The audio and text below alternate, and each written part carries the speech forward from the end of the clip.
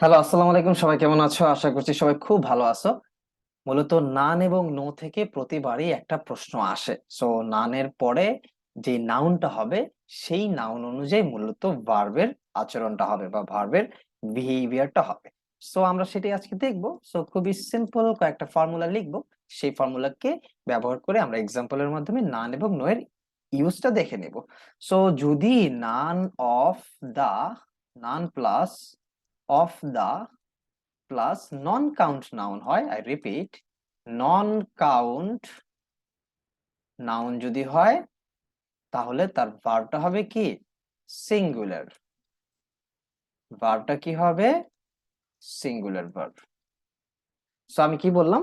Naan of the plus non count noun plus singular verb. So none যদি non count noun নেয় তাহলে তার ভার্বটা হবে সিঙ্গুলার। সিম্পল। সো আমরা যদি একটা এক্সাম্পল দেখি তাহলে আরো ইজিয়ার হয়ে যাবে। None of the counterfeit money has been found. So আমরা এখানে কি করলাম? নানকে আমরা নিলাম, নান অফ দা, তারপর আমরা একটা নাউন নিলাম, যে নাউনটা কি? যে নাউনটা হচ্ছে singular. None of the counterfeit money. Money is the singular. So has been found. Has been found. So কোনো দূষিত মানি বা টাকা বা যেগুলা করাপ্টেড মানি বা টাকা সেগুলা খুঁজে পাওয়া যায়নি। সো এই হচ্ছে ব্যাপারটা। তার মানে আমাদের এখানে কি হয়েছে? নান অফ দার পরে একটা কি ভার্ব, নাউন আসছে, non count noun. So non count noun as usual ভার্বটা সিঙ্গুলার ভার্ব সে একসেপ্ট করছে। সো নান, নান, তারপরে কি? Non count noun and the verb is singular. সেটাই মাথায় রাখতে হবে। নান যদি নন কাউন্ট নাউন কে একসেপ্ট করে তাহলে তার ভার্বটা হবে সিঙ্গুলার। আর নান যদি প্লুরাল নাউন কে একসেপ্ট করে তাহলে তার ভার্বটা হবে প্লুরাল। সো নানের উপরে ডিপেন্ড করতেছে না সেই ভার্বটা ডিপেন্ড করতেছে হচ্ছে নানের পরে কোন নাউনটা একসেপ্ট করতেছে। সো নানের পরে যদি প্লুরাল নাউন একসেপ্ট করে তাহলে তাহলে কি হবে? তার ভার্বটাও প্লুরাল হবে। প্লুরাল নাউন একসেপ্ট করলে তার ভার্বটাও কি হবে? Plural verb. Plural verb. তাহলে আমরা যদি সিম্পলি এটাকে একটু এক্সাম্পল দেই তাহলে আমাদের জন্য আরো ইজিয়ার হয়ে যাবে। None of the students, naan of the students, none of the students have finished the exam yet. So none of the students have finished the exam yet. তাহলে কি লিখলাম আমরা? নানের পরে তার ভার্বটা, নাউনটা কি আসছে? প্লুরাল নাউন আসছে। সেটা কি? The students. তাহলে তার ভার্বটা কি হবে? Plural verb. So naan of the students have finished the exam yet. So এখনো অনেক কোন স্টুডেন্টই কি করতে পারে নাই? এক্সামটা শেষ করতে পারে নাই বা শেষ হয়নি। কোন ছাত্রের এক্সামটা এখনো শেষ হয়নি।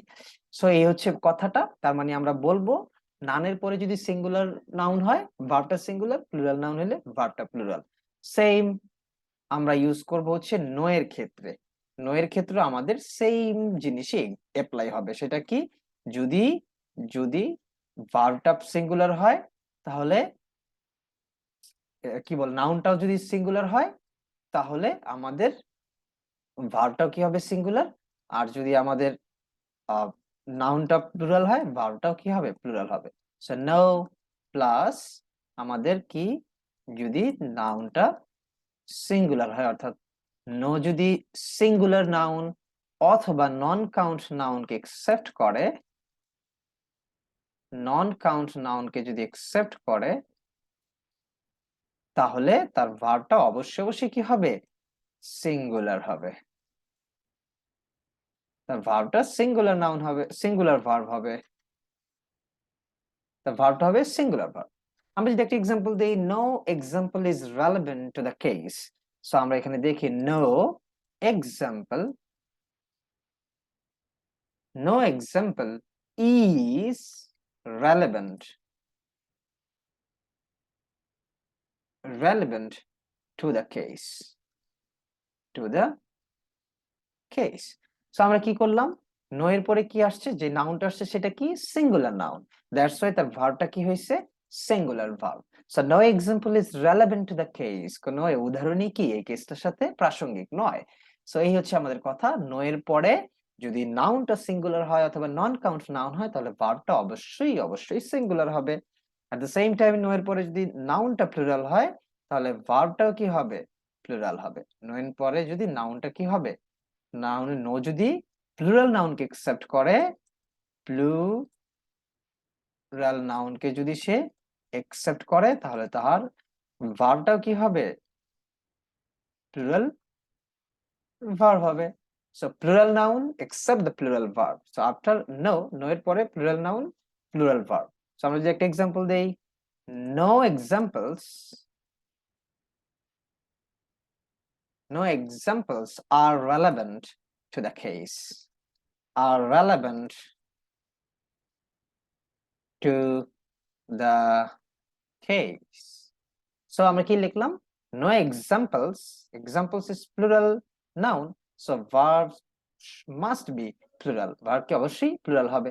so no examples are relevant to the case. so আমরা no এবং none এর দুইটা এক্সাম্পল দেখলাম, এবং নো এবং none এর দুইটা ফর্মুলা দেখলাম এবং এক্সাম্পল দেখলাম। কখন নো প্লুরাল নাউনকে একসেপ্ট করে এবং তার ভার্বটা হবে প্লুরাল, কখনো নো সিঙ্গুলার নাউনকে একসেপ্ট করে তার ভার্বটা হবে singular. At the same time none similar type of ফর্মুলাই কি করে, একসেপ্ট করে। নানের ক্ষেত্রেও plural noun plural verb, singular noun singular verb. তো এই জিনিসটা মনে রাখলে আমরা পরীক্ষায় 1 নাম্বার খুব সহজেই পেয়ে যাব, কারণ এখান থেকে মাঝে মাঝেই পরীক্ষায় এবং অ্যাডমিশন টেস্টগুলোতে প্রশ্ন আসে। তো আজকের মতো মতো এখানেই শেষ। সবাইকে ধন্যবাদ। আল্লাহ হাফেজ।